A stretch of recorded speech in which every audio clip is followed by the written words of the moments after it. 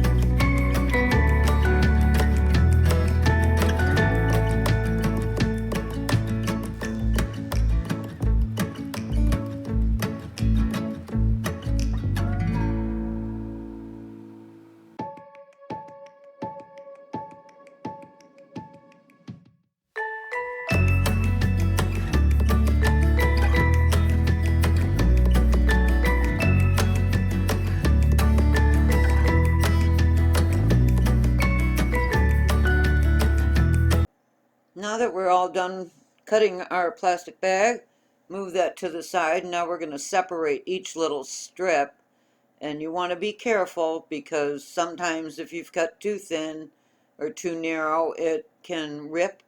So carefully separate the plastic, and we're going to connect it now.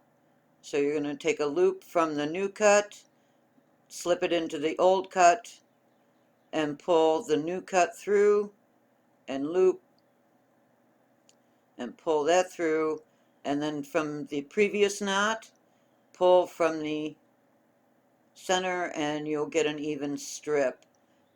and make sure all your plastic is separated. Sometimes it doesn't separate at the same time.